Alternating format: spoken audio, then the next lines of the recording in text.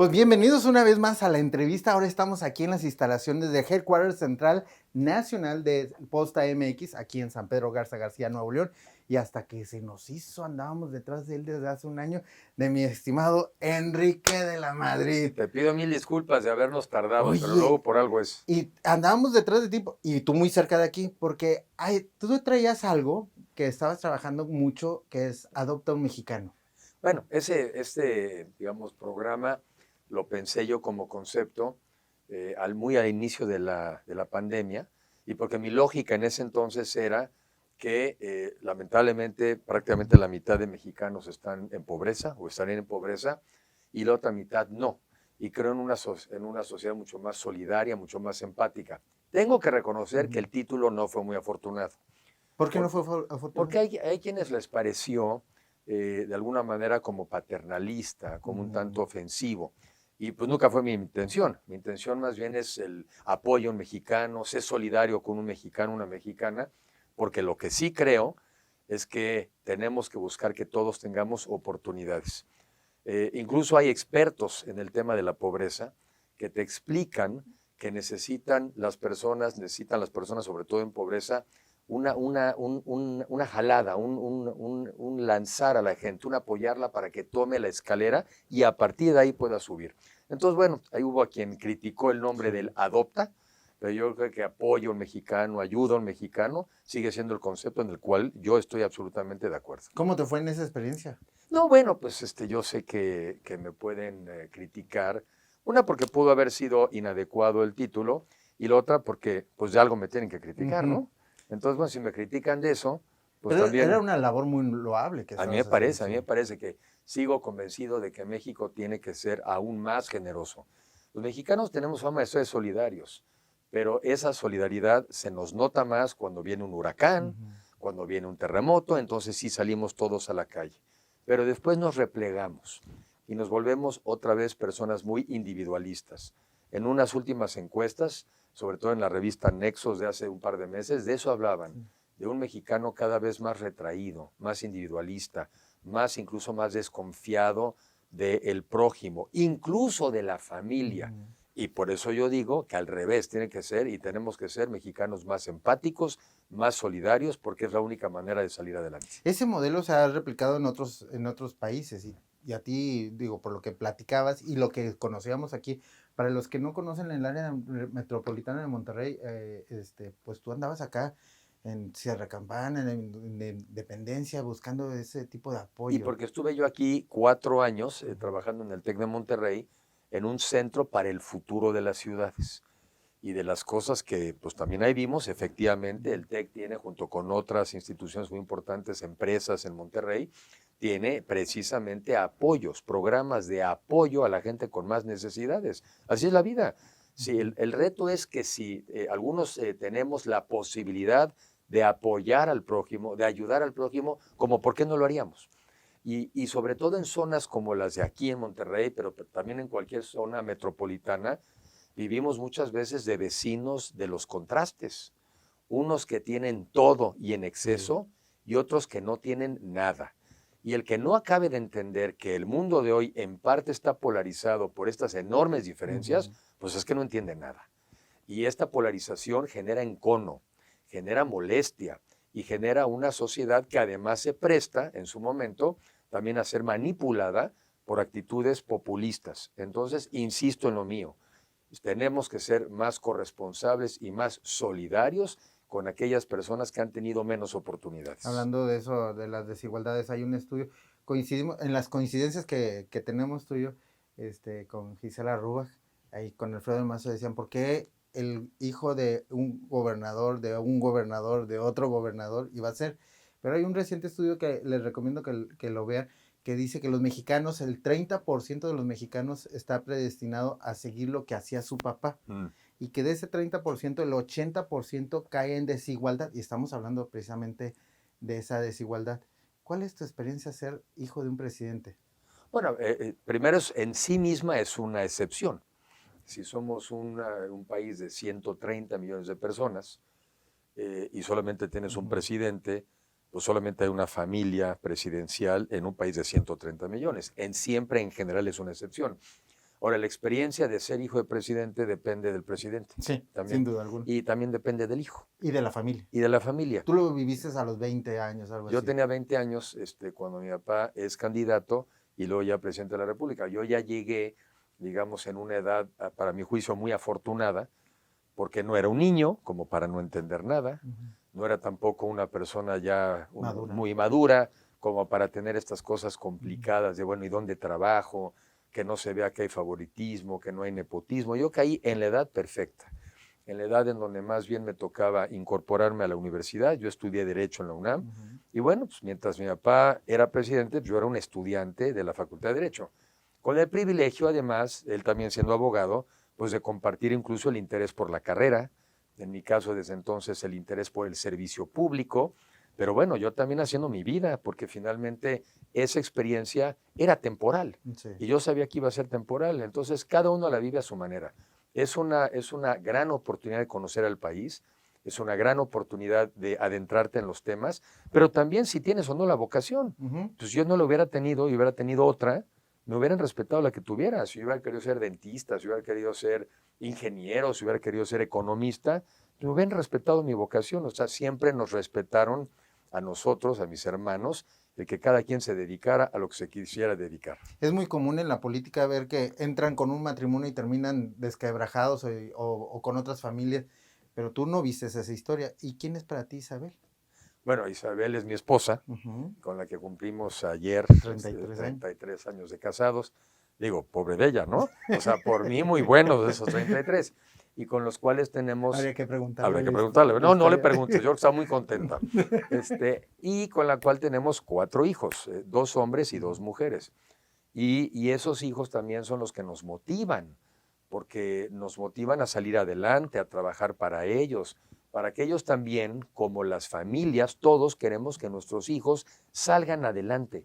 Todos queremos que nuestros hijos sean mejores que nosotros. Todos queremos que nuestros hijos tengan oportunidades y lo mismo, que sean quienes quieren ser. Y ahí otra vez, yo creo en un país de oportunidades.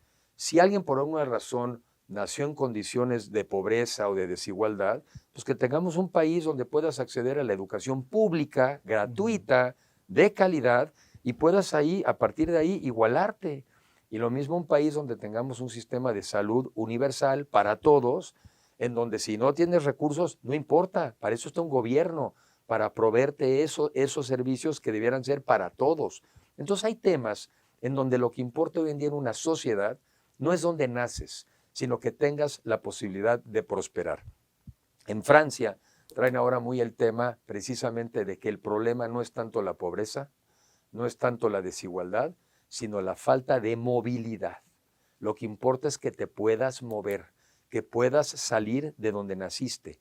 Y eso en México vamos mal. Muy mal. De acuerdo a algunos estudios, Coneval te dice que te podría llevar hasta 3 generaciones salir de la pobreza. Eso es lo que es inaceptable. Entonces, lo que importa es que tengamos condiciones para que a partir de tu esfuerzo podamos prosperar. Oye, hablabas de que ser hijo de un presidente de la República es una excepción, pero también ya es una excepción que en la política sigan casados 33 años. Y ya es una excepción en las familias mexicanas que sigan casados, porque ya la regla es las familias que están divorciadas o madres solteras, que ahora no se le da mucho apoyo a las madres solteras. Yo francamente, yo eso no lo juzgo, porque pues cada quien, ¿no? Yo, como dice, mira, con la vida... Pero ¿cómo lo ves al país en ese sentido? A ver, bueno, también hay que reconocer, hoy en día vivimos más años, ¿sí? Entonces también las relaciones mismas pues tienen un reto de más años. También efectivamente hoy existe un fenómeno de que muchas mujeres son madres solteras. Lo son simplemente porque igual nunca estuvieron casadas, lo pueden ser porque están divorciadas, lo pueden ser porque están viudas. Yo creo que el concepto de familia en sí mismo viene cambiando. Y yo creo que la familia tradicional, papá, mamá, hermanitos y esa visión, pues yo digo, qué bonito que unos podamos tenerlo, pero respeto la de otros. Muchos compañeros con los que yo trabajo, algunos tienen 40 años, no piensan en tener hijos.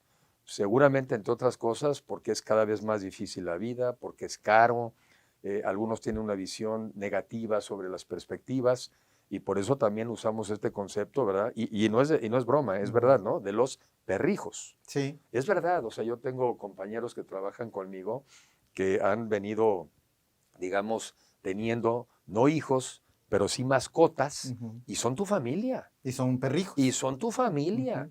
Y si se enferman, te angustias. Y además tienen una cosa maravillosa. Tú llegas a tu casa y siempre te sonríen. ¿Y cuántos animales tienen? Tenemos dos perros. Tenemos a Milka, ¿qué tendrá? Unos 8 años ya, porque esa la compramos. Y luego tenemos a Panchito, que Panchito, mi hija María, se lo encontró en un segundo piso allá en la Ciudad de México, y venía ella de hacer ejercicio, estaba parada en la calle, se paró, se lo quiso entregar a una señora. No, yo ya tengo perros, pues se lo trajo. Y además nos vino a traer alegría también a la casa, porque Milka estaba ya muy sola. Y bueno, pues adoptamos a Panchito. Entonces, bueno, pues sí, nosotros además de hijos tenemos perrijos. También. Oye, dijiste ahorita una frase muy poderosa, no es de donde uno nace. Y hace poco acabas de hablar de los güeros. Y hay güeros en las sierras, en la Sierra Tarahumara, en Sinaloa, hay muchos güeros, no se diga aquí en la Sierra de Santiago, pero también hay negros. Sí. La Sierra Alta de Guerrero, sí. Sobre todo la zona de Pinatepa, allá en Oaxaca. También es un compromiso eso de igualar el país. Pero sí, lo que no nos vamos a igualar, eso sí te puedo asegurar, no nos vamos a igualar en color, porque eso somos como somos. Lo que nos debemos igualar es en oportunidades. Y sí, efectivamente, en México hay muchos lugares del país en donde, yo no sé si sea verdad o no, pero cuentan luego la historia de que cuando vinieron los franceses a algún lugar se perdió un batallón y por eso aparecieron ahí en los altos de Jalisco. Parece que no es verdad.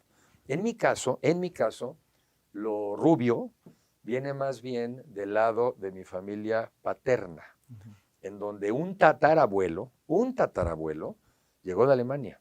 Llegó a Alemania y eso lo volvimos a aprender ahora o de reaprender ahora que estuvimos en Colima, pues porque como resultado también de la emigración. Ahora, ¿quiénes eran los que emigraban? Pues como los de ahora, como los mexicanos cuando emigran a Estados Unidos. ¿Quiénes son los que emigran? A veces los más aventureros, los que toman riesgos.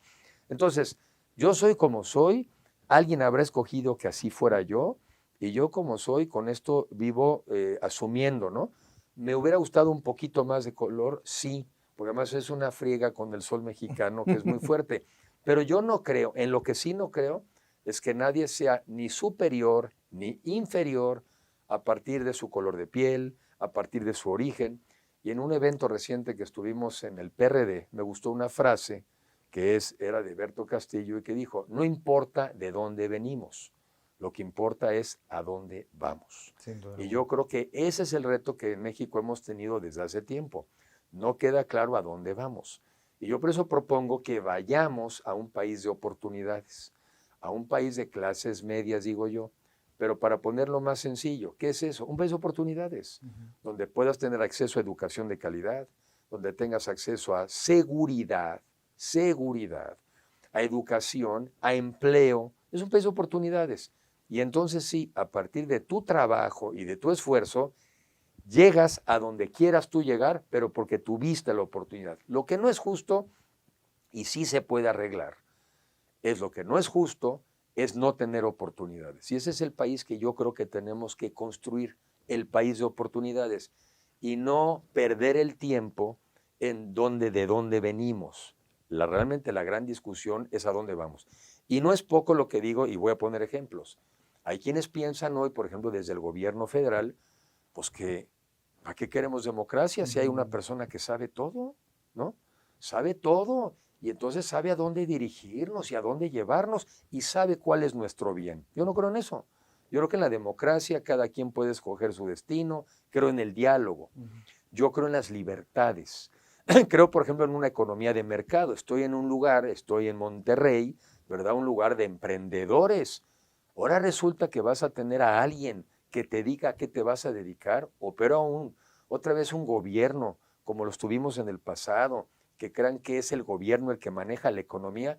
Esa es una visión absolutamente retrógrada y en nuestro país eso nos llevó en su momento a la quiebra.